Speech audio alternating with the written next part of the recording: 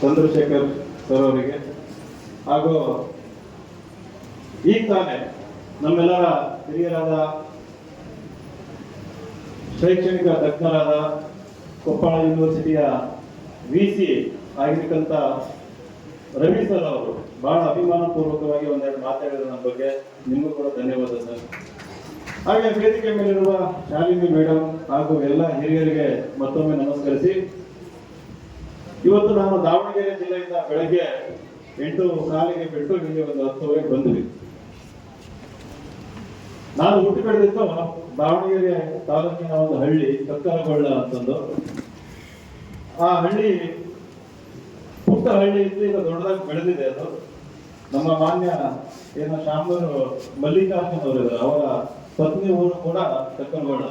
ಅವರು ಇವಾಗ ಅಲ್ಲಿ ಸಂಸದರಾಗಿದ್ದಾರೆ. ಅವ್ರ ವಿರುದ್ಧ ನಾನು ಕೂಡ ಹೋರಾಟ ಮಾಡಿದ್ದೆ, ಆದ್ರೆ ಅವರಿಗೆ ಅಭಿನಂದನೆಗಳು ತಿಳಿಸಿದ್ದೀನಿ. ಮುಂದೆ ಸ್ಪರ್ಧಿಸ್ತೀನಿ ಅಂತ ಕೂಡ ಹೇಳ್ತೀನಿ.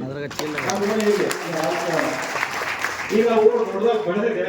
ನಾನಲ್ಲಿ ಬೆಳಿಬೇಕಾದ್ರೆ ಒಂದು ದನದ ಮನೆಯಲ್ಲಿ ನಾವು ವಾಸ ಇದ್ದಿದ್ದು. ನಮ್ಮ ತಂದೆಗೆ ಉದ್ಯೋಗ ಇರಲಿಲ್ಲ. ಉದ್ಯೋಗದ ನಿರೀಕ್ಷೆಯಲ್ಲಿ ಅವರು ಅಲ್ಲಿ ಸುತ್ತಾಡ್ತಾ ಇದ್ರು. ತಾಯಿ ಅಲ್ಲಿ ಕೆಲಸ ಮಾಡಿ ಅಲ್ಲಿ ಮುಸುರಿ ತಿಕ್ಕಿ ನಮ್ದೆಲ್ಲ ಬೆಳೆಸ್ತಾ ಇದ್ರು. ಆದ್ರೆ ನಮ್ಮ ತಂದೆ ಎಲ್ಲೇ ಹೋದ್ರು ಕೂಡ ಮನೆಗೆ ವಾಪಸ್ ಬಂದಾಗ ಒಂದು ಪುಸ್ತಕ ಹಿಡ್ಕೊಂಡು ಬರ್ತಾ ಇದ್ರು. ಅವರಿಗೆ ಸಿರಿಗೆರೆ ಮಠದಲ್ಲಿ ಹೋಗ್ಬೇಕಾದ್ರೆ ಪುಸ್ತಕದ ಮೇಲೆ ಅಪಾರ ಪ್ರೀತಿ ಬೆಳೆದು, ಸಾಹಿತ್ಯದ ಮೇಲೆ ಅಪಾರ ಪ್ರೀತಿ ಬೆಳೆದು, ಎಲ್ಲೇ ಹೋದ್ರು ಕೂಡ ಮಕ್ಕಳು ಓದ್ಲಿ ಮನೆಯಲ್ಲಿ ತಂದು ಪುಸ್ತಕಗಳನ್ನ ಇಡ್ತಾ ಇದ್ರು. ಹೀಗಾಗಿ ಮನೆ ತುಂಬಾ ಹಲವಾರು ಬಾಕ್ಸ್ಗಳಲ್ಲಿ ಪುಸ್ತಕಗಳು ತುಂಬಾ ಹೋಯ್ತು. ನಾವು ದನದ ಮನೆಯಲ್ಲಿ ಇದ್ದಿದ್ರಿಂದ ಇಲಿಗಳ ಕಾಟ, ಹೆಗ್ಗಣ ಕಾಟ ಜಾಸ್ತಿ ಇತ್ತು. ಪ್ರತಿ ಭಾನುವಾರ ನಾನು ನನ್ನ ತಮ್ಮ ಆ ಪುಸ್ತಕಗಳನ್ನ ದೂರ ಒರೆಸ್ಬೇಕಿತ್ತು, ಇಲಿಗಳಿಂದ ಕಾಪಾಡಬೇಕಿತ್ತು, ಏನಾದ್ರು ಅರ್ಧಿಗೆ ಇಲ್ಲ ಅಂತ ನೋಡ್ಬೇಕಿತ್ತು. ಈಗ ನೋಡ್ತಾ ನೋಡ್ತಾ ನಾವು ಅಕ್ಷರ ಕಲಿಬೇಕಾದ್ರೆ ಪುಸ್ತಕದ ಮೇಲೆ ಪ್ರೀತಿ ಬಂತು. ಪುಸ್ತಕ ಓದೋದು ಶುರು ಮಾಡಿದ್ವಿ. 4-5ನೇ ಕ್ಲಾಸಲ್ಲೇ ಕತೆ ಕಾದಂಬರಿ ಓದೋ ಹುಚ್ಚು ಬೆಳೀತು. 5ನೇ ಕ್ಲಾಸಲ್ಲಿ ಜವಾಹರ್ ನವೋದಯ ವಿದ್ಯಾಲಯ ಒಂದು ಏನು ಪ್ರವೇಶ ಪರೀಕ್ಷೆ ಇತ್ತು, ಅದನ್ನ ಪಾಸ್ ಮಾಡಿ ಚಿತ್ರದುರ್ಗ ಜಿಲ್ಲೆ ದಾವಣಗೆರೆ ತಾಲೂಕು, ಅವಾಗ ದಾವಣಗೆರೆ ತಾಲೂಕಿತ್ತು, ಅಲ್ಲಿ ಉಡುವಡಿ ಅನ್ನೋ ಜವಾಹರ್ ನವೋದಯ ವಿದ್ಯಾಲಯದಲ್ಲಿ 7 ವರ್ಷ ಇಂಗ್ಲಿಷ್ ಮಾಧ್ಯಮ CBSE ಒಂದು ಪಠ್ಯ ಇದು ಇತ್ತು ಮೀಡಿಯಂ, ಅದರಲ್ಲಿ ನಮ್ಮ 7 ವರ್ಷದ ಶಿಕ್ಷಣ ಆಯಿತು.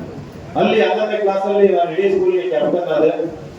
ಬಿಗಿನಿಂಗ್ ಅಲ್ಲಿ ಹೋದಾಗ ನಮಗೂ ಕೂಡ ಕೀಳರಿಮೆ ಇತ್ತು. ಕನ್ನಡ ಮೀಡಿಯಂ ಇಂದ ಬಂದಿದ್ದೀವಿ, ಇಂಗ್ಲಿಷ್ ಮೀಡಿಯಂ ಅವ್ರ ಜೊತೆ ಹೇಗೆ ನಾವು ಪೈಪೋಟಿ ಮಾಡೋದು ಅಂತಂದು.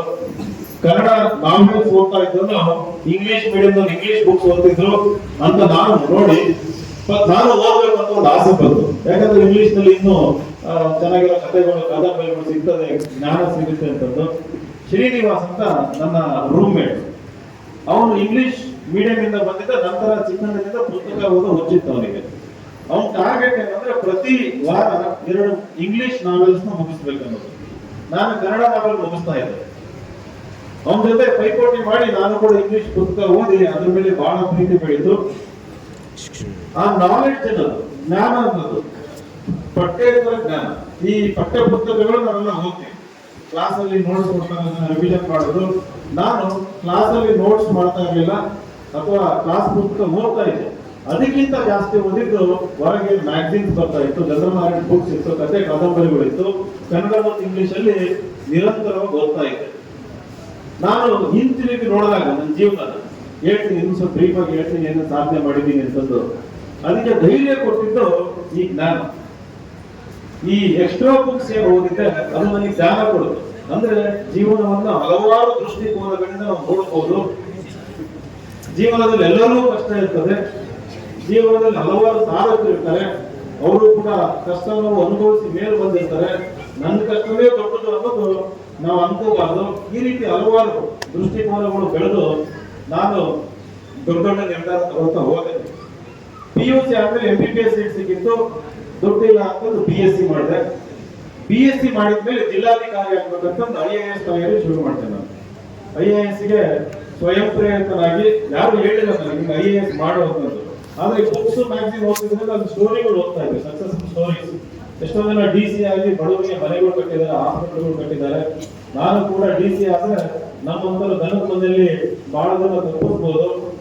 ನಮ್ಮಂತರಿಗೆ ಒಳ್ಳೆ ಶಿಕ್ಷಣ ಕೊಡಿಸಬಹುದು ಅನ್ನೋ ಒಂದು ಒಳ್ಳೆ ಉದ್ದೇಶದಿಂದ DC ಆಗ್ಬೇಕಂತಂದು UPSC civil services examination ಅದಕ್ಕೆ ತಯಾರಿ ಮಾಡ್ತೇವೆ. 4 ಪ್ರಯತ್ನದಲ್ಲಿ 3 ಸರಿ ಮೇನ್ಸ್ ಬರ್ದೆ, 1 ಸರಿ ಡೆಲ್ಲಿಗೆ ಇಂಟರ್ವ್ಯೂ ಹೋಗಿ ಬಂದೆ. ಕೇವಲ 2 ಮಾರ್ಕ್ಸ್ ಅಲ್ಲಿ ನಂದು ರ್ಯಾಂಕ್ ಮಿಸ್ ಆಯಿತು. 2010ರಲ್ಲಿ ಕೇವಲ 2 ಮಾರ್ಕ್ಸ್ ರ್ಯಾಂಕ್ ಮಿಸ್ ಆಯಿತು. ಆದ್ರೆ ಈ UPSC ಎಕ್ಸಾಮ್ ಅಲ್ಲಿ ಏನೊಂದು ಜ್ಞಾನ ಸಂಪಾದನೆ ಮಾಡಿದ್ವಿ, ಆ ಜ್ಞಾನವನ್ನು ಉಪಯೋಗಿಸಿ ಬೇರೆ ಬೇರೆ ಎಕ್ಸಾಮ್ ಕೂಡ ಬರೀತಾ ಇದ್ದೆ ನಾನು. ಮೊದಲನೇದಾಗಿ PDO ಎಕ್ಸಾಮ್ ಬರೆದೆ 2009ರಲ್ಲಿ. ಆ PDO ಎಕ್ಸಾಮ್ ಪಾಸ್ ಆಗಿ 2 ವರ್ಷ PDO ಆಗಿ ಕೂಡ ನಾನು ಕೆಲಸ ಮಾಡಿದೆ, ಪಂಚಾಯತ್ ಅಭಿವೃದ್ಧಿ ಅಧಿಕಾರಿಯಾಗಿ. PDO ಆಗಿ ಕೆಲಸ ಮಾಡಬೇಕಾದ್ರೆ KAS ನೋಟಿಫಿಕೇಶನ್ ಬಂತು, KAS ಬರೆದೆ. 2011ರಲ್ಲಿ KAS ಎಕ್ಸಾಮ್ ಕೂಡ ಪಾಸ್ ಆಗಿ ಕಮರ್ಷಿಯಲ್ ಟ್ಯಾಕ್ಸ್ ಆಫೀಸರ್ CTO 13ರಲ್ಲಿ ರಿಸಲ್ಟ್ ಬಂತು. 14 ನೋಟಿಫಿಕೇಶನ್, 13ರಲ್ಲಿ ರಿಸಲ್ಟ್ ಬಂತು. ಆ ರಿಸಲ್ಟ್ ಬಂದಾಗ KPSC ನಲ್ಲಿ ಒಂದು ಭ್ರಷ್ಟಾಚಾರ ನಡೆದಿತ್ತು. ಆ ಒಂದು ರಿಕ್ರೂಟ್ಮೆಂಟ್ ಅಲ್ಲಿ ಭ್ರಷ್ಟಾಚಾರ ನಡೆದಿದ್ರಿಂದ 2013 ನಿಮಗೆಲ್ಲ ನೆನಪಿದ್ರೆ ಅದು ಮೊದಲನೇ ಬಾರಿ ನಮ್ಮ ಎಲ್ಲರ ಹೆಮ್ಮೆಯ ಶ್ರೀ ಸಿದ್ದರಾಮಯ್ಯ ಸಾಹೇಬರು ಮೊದಲನೇ ಬಾರಿ ಮುಖ್ಯಮಂತ್ರಿ ಆದ್ರು. ಅವರ ತೆಗೆದುಕೊಂಡ ದಿಟ್ಟ ನಿರ್ಧಾರ ಅಂದ್ರೆ ಆ ಲಿಸ್ಟ್ ಅನ್ನ ಕ್ಯಾನ್ಸಲ್ ಮಾಡೋದು. ಇದರಲ್ಲಿ ಭ್ರಷ್ಟಾಚಾರ ನಡೆದಿದೆ, ಕಣ್ಣಿಗೆ ಕಾಣಕ್ಕೆ ನಡೆದಿದೆ, ಅದಕ್ಕೆ ಲಿಸ್ಟ್ ನ ಕ್ಯಾನ್ಸಲ್ ಮಾಡ್ತೀವಿ ಅಂತ ಲಿಸ್ಟ್ ಕ್ಯಾನ್ಸಲ್ ಮಾಡಿದ್ರು. ಅದರಲ್ಲಿ ಸುಮಾರು 450 ಜನ ಆಫೀಸರ್ಸ್ ಇದ್ದರು. ACಗಳಿದ್ರು, DYSP ಇದ್ರು, ತಹಶೀಲ್ದಾರ್ ಇದ್ರು, ನಂತರ CTOಗಳು ಸುಮಾರು ಇದ್ರು. ಉಳಿದವರೆಲ್ಲ ವಿಕ್ಟಿಮ್ಸ್ ಅಂತ, ಅಂದ್ರೆ ನಾವು ಇದಕ್ಕೆ ವಿಕ್ಟಿಮ್ಸ್ ಆಗಿದ್ದೀವಿ, ಈ ರೀತಿ ಅನ್ಯಾಯ ಆಗಬಾರ್ದಿತ್ತು ಅಂತಂದು ಕೋರ್ಟ್ ಕಚೇರಿ ಅಂತ ಹೋರಾಟ ಮಾಡೋದು ಶುರು ಮಾಡಿದ್ರು. ಆದ್ರೆ ನಾನು ಇಲ್ಲಿ ಒಂದು ಬಾಗಿಲು ಕ್ಲೋಸ್ ಆಗಿದೆ, ಹತ್ತೊಂಬತ್ತ ಕೂರ್ಬಾರ್ದು ಅಂತಂದು ನಾನೇನ್ ಮಾಡಿದೆ, 2014 ಜನವರಿದಲ್ಲಿ ಬೆಂಗಳೂರಿಗೆ ಹೋಗಿ ನನ್ನದೇ ಆದ ಒಂದು IAS ಕೋಚಿಂಗ್ ಇನ್ಸ್ಟಿಟ್ಯೂಷನ್ ಶುರು ಮಾಡಬೇಕು ಅಂತ ಹೋದೆ. ಆದ್ರೆ ಅದಕ್ಕೆ ಎಲ್ಲಿಂದ ಧೈರ್ಯ ಬಂತು? ಈಗ ಒಂದು ನಿಮಗೆ ಇಂಗ್ಲಿಷ್ ಅಲ್ಲಿ ಹೇಳ್ತಾರೆ ಟು ಪುಟ್ ಇಂಟು ಕಾಂಟೆಕ್ಸ್ಟ್ ಅಂತ, ಅಂದ್ರೆ ಒಂದು ಸಂದರ್ಭ ಸಹಿತ ಹೇಳ್ಬೇಕನ್ನೋದಾದ್ರೆ ಇವತ್ತು ಹಲವಾರು ಜಾತಿಗಳಿದಾವೆ, ಅದರಲ್ಲಿ ಮೇಲ್ ಜಾತಿ ಕೆಳ ಜಾತಿ ಅಂತ ನಾವೆಲ್ಲ ಹೇಳ್ತೀವಿ. ಇವತ್ತು ಒಕ್ಕಲಿಗ ಸಮಾಜ ಇರ್ಬೋದು ಅಥವಾ ಲಿಂಗಾಯತ ಸಮಾಜ ಇರ್ಬೋದು, ದೊಡ್ಡ ದೊಡ್ಡ ಮಠಗಳಿದಾವೆ, ದೊಡ್ಡ ದೊಡ್ಡ ಸಂಸ್ಥೆಗಳಿದಾವೆ, ಎಷ್ಟೋ ಮೆಡಿಕಲ್ ಕಾಲೇಜ್ ಇದಾವೆ, ಇಂಜಿನಿಯರ್ ಕಾಲೇಜ್ಗಳಿದಾವೆ. ಆದ್ರೂ ಕೂಡ ಇವತ್ತಿನವರೆಗೂ ಅವ್ರು ಯಾರಿಗೂ ಕೂಡ ಒಂದು ಯಶಸ್ವಿ IAS ಕೋಚಿಂಗ್ ಸೆಂಟರ್ ಓಪನ್ ಮಾಡಕ್ ಆಗಿಲ್ಲ. ಅವರು ಕೂಡ ಬಹಳ ಪ್ರಯತ್ನ ಮಾಡಿದ್ದಾರೆ, ಆದ್ರೆ ಸಾಧ್ಯ ಆಗಿಲ್ಲ. ನಾನು IAS ತಯಾರಿ ಮಾಡ್ಬೇಕಾದ್ರೆ ಆಗ್ಲೇ ಒಂದು ಚಂದ್ರಶೇಖರ್ ಅವರು ಮಾತು ಹೇಳಿದ್ರು, ಹವ್ಯಾಸಗಳು ಬೆಳೆಸ್ಕೋಬೇಕು ಅಂತ. ನನಗೆ ಹವ್ಯಾಸ ಇತ್ತು ಅಂದ್ರೆ ಬ್ಲಾಗಿಂಗ್ ಅಂತ. ಬ್ಲಾಗಿಂಗ್ ಅಂದ್ರೆ ನಂದೇ ಆದ ಒಂದು ವೆಬ್ಸೈಟ್ ಓಪನ್ ಮಾಡಿ ಅಲ್ಲಿ ನನಗೆ ಏನು ಅನಿಸ್ತಾ ಇತ್ತು ಈ ಪ್ರಚಲಿತ ವಿದ್ಯಮಾನಗಳ ಮೇಲೆ, ಕರೆಂಟ್ ಅಫೇರ್ಸ್ ಮೇಲೆ, ಹಲವಾರು ವಿಷಯಗಳ ಮೇಲೆ ನಾನು ಏನು ಹೋಗ್ತಾ ಇದ್ದೆ, ಕಥೆ ಕಾದಂಬರಿ, ಅದ್ರ ಮೇಲೆ ನನ್ನ ಒಪಿನಿಯನ್, ಅದನ್ನ ನಾನು ಅಲ್ಲಿ ಬರೀತಾ ಇದ್ದೆ. ಅದೇ ರೀತಿ IAS ಎಕ್ಸಾಮ್ ಹೆಂಗೆ ತಯಾರಿ ಆಗೋದು, ನಾನು ಇಂಟು ತನಕ ಹೋಗಿ ಬಂದಿದ್ರಿಂದ ಬೇರೆ ಮಕ್ಕಳಿಗೆ ಅಲ್ಲಿ 3 ಹಂತ ಇರ್ತವೆ IAS ಎಕ್ಸಾಮ್ ಅಲ್ಲಿ. ಒಂದು ಪೂರ್ವಭಾವಿ ಪರೀಕ್ಷೆ ಅಂತ ಪ್ರಿಲಿಮಿನರಿ ಎಕ್ಸಾಮ್ ಅಂತ ಇರುತ್ತೆ, ಎರಡನೇದು ಮೇನ್ಸ್ ಅಂತ ಇರುತ್ತೆ, ಮೂರನೇದು ಪರ್ಸನಾಲಿಟಿ ಟೆಸ್ಟ್ ಇಂಟರ್ವ್ಯೂ ಅಂತ ಇರ್ತದೆ. ನಾನು ಇಂಟರ್ವ್ಯೂ ನಲ್ಲಿ ಆ ವರ್ಷ ಇಡೀ ದೇಶಕ್ಕೆ 3rd ಹೈಯೆಸ್ಟ್ ಮಾರ್ಕ್ಸ್ ನಾನು ಸ್ಕೋರ್ ಮಾಡಿದ್ದೆ, 200 ಮಾರ್ಕ್ಸ್. ಆದ್ರೆ ಮೇನ್ಸ್ ಅಲ್ಲಿ ಮಾರ್ಕ್ಸ್ ಕಡಿಮೆ ಆಗಿದ್ರಿಂದ ಒಂದು ರ್ಯಾಂಕ್ ಮಿಸ್ ಆಗಿತ್ತು. ಸೊ ಈ ಅನುಭವ ಇದ್ರಿಂದ ಅನುಭವನ ಶೇರ್ ಮಾಡ್ಕೊಂತ ಇದ್ದೆ. ಇಂಟರ್ನೆಟ್ ಹೆಂಗೆ ಅಂದ್ರೆ ಮೊದಲೇ ಬಾರಿ ಯಾರು ತಮ್ಮ ಒಳ್ಳೆ ಕಂಟೆಂಟ್ ಬರೀತಾರೆ, ಒಪಿನಿಯನ್ ಬರೀತಾರೆ, ಅವಾಗ ಅದು ಗೂಗಲ್ ಸಿಸ್ಟಮ್ ಮೇಲ್ ಬರುತ್ತೆ, ಜನಗಳು ಅದನ್ನ ಓದೋದಕ್ಕೆ ಶುರು ಮಾಡ್ತಾರೆ. ಸೊ ನನ್ನ ಬ್ಲಾಗ್ ನ ಸಾವಿರಾರು ಜನರು ಓದೋದಕ್ಕೆ ಶುರು ಮಾಡಿದ್ರು, ನಾನು ಬರೀತಾ ಇದ್ದಂತ ಆರ್ಟಿಕಲ್ಸ್ ನ. ಅಲ್ಲಿ ನನಗೆ ಒಂದು ಕೊರತೆ ಇತ್ತು, ಅಂದ್ರೆ ಈ IAS ಎಕ್ಸಾಮ್ ಪಾಸ್ ಆಗ್ಬೇಕಂದ್ರೆ ಬರವಣಿಗೆನಲ್ಲಿ ರೈಟಿಂಗ್ ಸ್ಕಿಲ್ ಬಹಳ ಇಂಪಾರ್ಟೆಂಟ್. ನೀವೆಲ್ಲ ಮಕ್ಕಳು ಕೂತಿದ್ದೀರಿ, IAS ಆಗ್ಬೇಕಂತ ನಿಮ್ಗೆ ಕನಸಿತ್ತು ಅಂತಂದ್ರೆ ಕೇವಲ ಓದೋದಷ್ಟೇ ಅಲ್ಲ, ನೆನಪಿಟ್ಕೊಳ್ಳೋದಷ್ಟೇ ಅಲ್ಲ, ನಮ್ಮ ಒಪಿನಿಯನ್ಸ್, ನಮಗೆ ಅನಿಸಿದ್ದನ್ನ ರಿಟರ್ನ್ ಫಾರ್ಮೆಟ್ ಅಲ್ಲಿ ಕಮ್ಯುನಿಕೇಟ್ ಮಾಡಬೇಕು. ಅಂದ್ರೆ ಒಳ್ಳೆ ಬರವಣಿಗೆಯನ್ನು ಬೆಳೆಸ್ಕೋಬೇಕು. ನಾನು ಈ ಬರವಣಿಗೆನ ನಾನು ಬ್ಲಾಗ್ ಮಾಡ್ತಾ ಇದ್ರಿಂದ ಬೆಳೆದಿದ್ರಿಂದ ಅದನ್ನ ಇನ್ನೊಬ್ರು ಶುರು ಮಾಡಲಿ, ಬೇರೆಯವರು ಶುರು ಮಾಡಲಿ, ನನ್ನ ವೆಬ್ಸೈಟ್ ವಿಸಿಟ್ ಮಾಡೋದಂತಂದು ಡೈಲಿ ರೈಟಿಂಗ್ ಚಾಲೆಂಜ್ ಅಂತ. ಅಂದ್ರೆ ಅವರಿಗೆ ಡೈಲಿ ನಾನು ಒಂದು ಪ್ರಶ್ನೆ ಕೊಡ್ತಾ ಇದ್ದೆ, ನೀವು 200ರಿಂದ 300 ಪದಗಳಲ್ಲಿ ಬರೀರಿ. ಬರ್ದಿದ್ದನ್ನ ನಾನೇನ್ ಮಾಡ್ತಾ ಇದ್ದೆ, ಅದನ್ನ ಇವ್ಯಾಲ್ಯೂಯೇಷನ್ ಮಾಡ್ತಾ ಇದ್ದೆ. ಸೊ 100 ಜನ ಬರೀತಾ ಇದ್ರು, 1000 ಜನ ಬರೀತಾ ಇದ್ರು. ಬೆಳಗ್ಗೆಯಿಂದ ರಾತ್ರಿ ನಾನು ಅದೇ ಕೆಲಸ ಮಾಡ್ತಾ ಇದ್ದೆ. KPSC ಲಿಸ್ಟ್ ಕ್ಯಾನ್ಸಲ್ ಆದಾಗ ನಾನು ಯಾವ ಬೆಂಗಳೂರಿಗೆ ಹೋಗ್ಲಿಲ್ಲ, ಯಾರ ಹತ್ರನೂ ಹೋಗ್ಲಿಲ್ಲ. ಬೆಳಗ್ಗೆಯಿಂದ ರಾತ್ರಿ ಸುಮಾರು 16ರಿಂದ 15 ಗಂಟೆ ಅದನ್ನ ಬಹಳ ಇಷ್ಟಪಡ್ತಾ ಇದ್ದೆ. ನೂರಾರು ಜನ ಬರೀತಾ ಇದ್ರು, ಇಷ್ಟೊಂದು ಜನ ನನ್ನ ವೆಬ್ಸೈಟ್ಗೆ ಬಂದು ಬರೀತಾರಲ್ಲ ಅನ್ನೋ ಒಂದು ಹೆಮ್ಮೆ ನನಗೆ. ಅದು ರಿವ್ಯೂ ಕೊಡ್ತಾ ಹೋಗ್ತಾ ಇದ್ದೆ. ಆಮೇಲೆ ಈ ರೀತಿ ಒಂದು ನಿರ್ಧಾರ ತಗೊಂಡಿದ್ದೀನಿ, ಬೆಂಗಳೂರಿಗೆ ಹೋಗಿ IAS ಕೋಚಿಂಗ್ ಸೆಂಟರ್ ಅಂತ ಅಂದಾಗ ನೂರಾರು ಜನ ನನ್ನನ್ನು ನಂಬಿ ನಾವು ಬರ್ತೀವಿ ಅಂತ ಅಪ್ಲಿಕೇಶನ್ ಹಾಕಿದ್ರು. 311 ಜನ ಹಾಕಿದ್ರು. ಈಗ ಒಬ್ಬ ಸಾಮಾನ್ಯ ಯುವಕ ಹಳ್ಳಿನಲ್ಲಿ ಕುತ್ಕೊಂಡು ನಾನು ಇದನ್ನ ಮಾಡ್ತಾ ಇದ್ದೀನಿ. ಸಡನ್ಲಿ ಬೆಂಗಳೂರಿಗೆ ಹೋದಾಗ ಸುಮಾರು ಈ ರೂಮ್ನಲ್ಲಿ ಎಷ್ಟು ಜನ ಇದ್ದಾರೆ, 311 ಜನ ಬರ್ತಾರೆ ಅಂತಂದ್ರೆ ಭಯ ಆಯ್ತು ನನಗೆ. ಸೊ ಅದಕ್ಕೆ ನಾನು ಫಿಲ್ಟರ್ ಮಾಡಿದೆ. 311ರಲ್ಲಿ ಪ್ರತಿಭಾವಂತರು 40 ಜನಗಳಿಗೆ ಒಂದು ಎಂಟ್ರೆನ್ಸ್ ಎಕ್ಸಾಮ್ ಕೊಟ್ಟೆ. ನಾನು ಅವರಿಗೆ ಒಂದು ಎಸ್ಸೆ ಪರೀಕ್ಷೆ ಕೊಟ್ಟು, ನಿಮ್ಮಲ್ಲಿ ಯಾರು ಎಸ್ಸೆ ಚೆನ್ನಾಗಿ ಬರೀತೀರಿ, ಪ್ರಬಂಧ ಚೆನ್ನಾಗಿ ಬರೀತೀರಿ, ಅವ್ರನ್ನ ತಗೋತೀನಿ ಅಂತ 40 ಜನಗಳಿಂದ ಶುರು ಮಾಡಿದೆ. 2014 ಜನವರಿನಲ್ಲಿ ಒಂದು ಸ್ಕೂಲ್, ಇದೇ ರೀತಿ ಕಾಳಿದಾಸ ಸ್ಕೂಲ್ ಅಂತ ಒಂದು ಮುದಿಯ ಸ್ಕೂಲ್ ಅಂತ, ಶಾಲೆ ಮುಗಿದ ಮೇಲೆ 5 ಗಂಟೆ ಆದ್ಮೇಲೆ 6ರಿಂದ 7 ಗಂಟೆ 1 ಗಂಟೆ ರೆಂಟ್ ತಗೊಂಡಿದ್ದೆ. ಆ 40 ವಿದ್ಯಾರ್ಥಿಗಳಿಗೆ ಹಗಲು ರಾತ್ರಿ ನಾನು ಮಾರ್ಗದರ್ಶನ ಕೊಟ್ಟು, ಪರೀಕ್ಷೆ ಕೊಟ್ಟು, ಇವ್ಯಾಲ್ಯೂಯೇಷನ್ ಮಾಡಿ, ಯಾವುದೇ ಪಾಠ ಮಾಡ್ತಾ ಇರಲಿಲ್ಲ ಅವರಿಗೆ. ನಿಮ್ಗೆಲ್ಲ ಗೊತ್ತಲ್ಲ, ಟೀಚರ್ಸ್ ಏನ್ ಮಾಡ್ತಾರೆ, ಕ್ಲಾಸ್ ಬಂದು ಪಾಠ ಮಾಡ್ತಾರೆ, ನೋಟ್ಸ್ ಬರುತ್ತಾರೆ, ಈ ನೋಟ್ಸ್ ಓದ್ಕೊಂಡ್ಬಂದು ನಿಮಗೆ ಪರೀಕ್ಷೆಗೆ ಸಹಾಯ ಆಗುತ್ತೆ ಅಂತ. ನಾನು ಪಾಠ ಮಾಡೋದಂಗೆ ಡೈರೆಕ್ಟ್ ಆಗಿ ಟೆಕ್ಸ್ಟ್ ಬುಕ್ಸ್ ಕೊಟ್ಟು, ನೀವು ಈ ಎಕ್ಸಾಮ್ಗೆ ಈ ಟೆಕ್ಸ್ಟ್ ಬುಕ್ಸ್ ಓದ್ಬೇಕಂತ ಒಂದು ಟೈಮ್ ಟೇಬಲ್ ಕೊಟ್ಟು, ಅವ್ರ ಹತ್ರ ಅಂದ್ರೆ ಅವ್ರ ಒಳಗಿರೋ ಪ್ರತಿಭೆಯನ್ನು ಹೊರ ತೆಗೆಯುವಂಥದ್ದು, ಅವರ ಸಾಮರ್ಥ್ಯನ ಹೆಚ್ಚು ಮಾಡುವಂಥದ್ದು. ಆ ವರ್ಷ ಸುಮಾರು ಒಂದು 20 ಜನ ಎಕ್ಸಾಮ್ ಬರುತ್ತೆ. ಅದರಲ್ಲಿ 17 ಜನ ಪ್ರಿಲಿಮ್ಸ್ ಕ್ಲಿಯರ್ ಮಾಡಿದ್ರು, 11 ಜನ ಇಂಟರ್ವ್ಯೂ ಹೋದ್ರು, ಇಡೀ ದೇಶಕ್ಕೆ 5 ಜನ ರ್ಯಾಂಕ್ ತಗೊಂಡ್ರು. ಆ 5 ಜನರಲ್ಲಿ 4 ಜನ IAS ಅಧಿಕಾರಿಗಳಾದ್ರು, ಒಬ್ರು IRS ಇನ್ಕಮ್ ಟ್ಯಾಕ್ಸ್ ಅಧಿಕಾರಿ ಆದ್ರು. ಅವರೆಲ್ಲ ನನ್ನ ಹೆಮ್ಮೆಯ ಸ್ಟೂಡೆಂಟ್ಸ್. ಅದರಲ್ಲಿ ಪಕ್ಕದ ರಾಯಚೂರು ಜಿಲ್ಲೆ ಹೊಸ ಜಿಲ್ಲಾಧಿಕಾರಿ ನಿತೀಶ್ಗೆ ಆ ಬ್ಯಾಚ್ ನ 5 ಸ್ಟೂಡೆಂಟ್ಸ್ ಅಲ್ಲಿ ಒಬ್ಬರು. ನಮ್ಮ ಪಕ್ಕದ ರಾಯಚೂರು ಜಿಲ್ಲೆ DC ನನ್ನ ಸ್ಟೂಡೆಂಟ್ ಅಂತ ಹೇಳ್ಕೊಳ್ಳೋದು ಬಹಳ ಹೆಮ್ಮೆ ಆಗ್ತದೆ. ಇದೇ ರೀತಿ ಬೆಳೀತಾ ಹೋಯ್ತು. 2016ರಲ್ಲಿ ಇಡೀ ದೇಶಕ್ಕೆ ನಂದಿನಿ ಕೇರ್ ಅಂತ ಕೋಲಾರ ಹುಡುಗಿ ಇದೇ ರೀತಿ ಅವಳು ಬಂದು ಸೇರ್ಕೊಂಡು ನಮ್ಮ ಸಂಸ್ಥೆಗೆ. ಅವಳದು ಒಂದು ಸ್ಟೋರಿ ಇದೆ. ಸೆಪ್ಟೆಂಬರ್ 5ನೇ ತಾರೀಕು ಲೆಟರ್ ಬರೀತಾಳೆ, ಅಂದ್ರೆ ಮೇಲ್ ಕಳಿಸಿದ್ದು ನನಗೆ. ಸರ್, ನಿಮ್ಮ ಹಿಂದಿನ ರ್ಯಾಂಕ್ಗಳು ನೋಡಿದ್ದೀನಿ, ನೀವು ನನ್ನನ್ನು ವಿದ್ಯಾರ್ಥಿನಿಯಾಗಿ ಸ್ವೀಕರಿಸಿದ್ರೆ ನಾನು ಟಾಪ್ 10 ಅಲ್ಲಿ ಬರ್ತೀನಿ ಅಂತ. ಅವಳಿಗೆ ಅಷ್ಟೊಂದು ಕಾನ್ಫಿಡೆನ್ಸ್ ಇತ್ತು. ಆದ್ರೆ ಮಾರ್ಗದರ್ಶನದ ಕೊರತೆ ಇದೆ, ನೀವು ಮಾರ್ಗದರ್ಶನ ಕೊಟ್ರೆ ಇದು ಸಾಧ್ಯ ಮಾಡ್ತೀನಿ ಅಂತಂದು. ನನಗೆ ಅವಳು ಕಾನ್ಫಿಡೆನ್ಸ್ ಇಷ್ಟ ಆಗಿ ಅವಳು ಡೆಲ್ಲಿನಲ್ಲಿದ್ದು ಕರ್ನಾಟಕ ಭವನದಲ್ಲಿ. ಆಯ್ತು, ಬೆಂಗಳೂರಿಗೆ ಬಾ ಅಂತ ಅಂದೆ. ಬೆಂಗಳೂರಿಗೆ ಬಂದು ಅವಳ ತಾಯಿ ಜೊತೆ ಅವಳು ಕೂಡ ಒಂದು ರೂಮ್ ನ ಶೇರ್ ಮಾಡಿಕೊಂಡು ಇನ್ಸ್ಟಿಟ್ಯೂಷನ್ ಪಕ್ಕ ರೂಮ್ ಮಾಡಿದ್ದು. ಅವಳಷ್ಟು ಹಾರ್ಡ್ ವರ್ಕ್ ಮಾಡೋ ಹುಡುಗಿ ನಾನು ಇದುವರೆಗೂ ನೋಡಿಲ್ಲ. ನಾವು ಹೇಳಿದ್ದನ್ನ ಚಾಚು ತಪ್ಪದೆ ಕೊಟ್ಟ ಪ್ರತಿಯೊಂದು ಟೆಸ್ಟ್ ಅನ್ನ ಸೆಲ್ಫ್ ಸ್ಟಡಿ ಮಾಡಿಕೊಂಡು, ಅವಳು ಯಾವತ್ತೂ ನಾನು ಪಾಠ ಮಾಡಲಿಲ್ಲ, ಮಾರ್ಗದರ್ಶನ ಕೊಟ್ಟಿದ್ದು. ಅವಳು ಬರೀತಾ ಇದ್ದ ಪ್ರಬಂಧನ ನಾನು ಇವ್ಯಾಲ್ಯೂಯೇಷನ್ ಮಾಡಿ ಫೀಡ್ಬ್ಯಾಕ್ ಕೊಡ್ತಾ ಇದ್ದೆ. ಈಗೆಲ್ಲ ಇನ್ನೂ ಚೆನ್ನಾಗಿ ಬರೀಬೇಕು, ಆನ್ಸರ್ ರೈಟಿಂಗ್ ನಾನು ಇಂಪ್ರೂವ್ ಮಾಡಬೇಕು, ಹೇಗೆ ಅನ್ನೋದನ್ನ ಮಾರ್ಗದರ್ಶನ ಕೊಡ್ತಾ ಇದ್ದೆ. ಎಲ್ಲರನ್ನು ಇಂಪ್ಲಿಮೆಂಟ್ ಮಾಡಿದ್ದು ಇಡೀ ದೇಶಕ್ಕೆ ಫಸ್ಟ್ ರ್ಯಾಂಕ್ ತಗೊಂಡು. ಇಡೀ ದೇಶಕ್ಕೆ ಫಸ್ಟ್ ರ್ಯಾಂಕ್.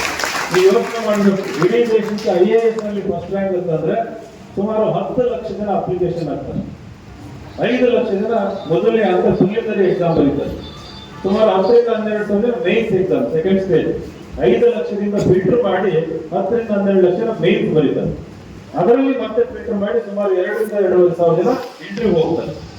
ಸಕ್ಸಸ್ ರೇಟ್ 0.004% ಈ ಎಕ್ಸಾಮ್ ಅಲ್ಲಿ. ನೀವು IAS ಅಧಿಕಾರಿ ಆಗ್ಬೇಕಂದ್ರೆ ಇಡೀ ದೇಶಕ್ಕೆ ರ್ಯಾಂಕ್ ಟಾಪ್ 75 ನಲ್ಲಿ ಇರಬೇಕು, ಅಂದ್ರೆ ಜನರಲ್ ಕ್ಯಾಟಗರಿನಲ್ಲಿ. OBC ಆಗಿದ್ರೆ ಸುಮಾರು ಒಂದು 300 ರ್ಯಾಂಕ್ ತನಕ ಇದ್ರೆ IAS ಸಿಗುತ್ತೆ. IPS ಕನ್ಸ್ಕೊಂಡಿದ್ರೆ 250 ರ್ಯಾಂಕ್ಗಳು ಇರಬೇಕು. ಸೊ ಅವಳು ರ್ಯಾಂಕ್ ತಗೊಂಡ್ಬಂದು ಅವಾಗ ಪಾಪ್ಯುಲಾರಿಟಿ ಬಂತು. ದೆನ್ ಹಿಸ್ಟ್ರಿ ಅಂತ ಹೇಳ್ಬೋದು. 40 ವಿದ್ಯಾರ್ಥಿಗಳಿಂದ ಶುರು ಆಗಿದ್ದು ಇವತ್ತು ನಮ್ಮ ಎಲ್ಲಾ ಕೋರ್ಸ್ ಸೇರ್ಕೊಂಡು ಸುಮಾರು 10,000 ವಿದ್ಯಾರ್ಥಿಗಳು ನಮ್ಮ ಹತ್ರ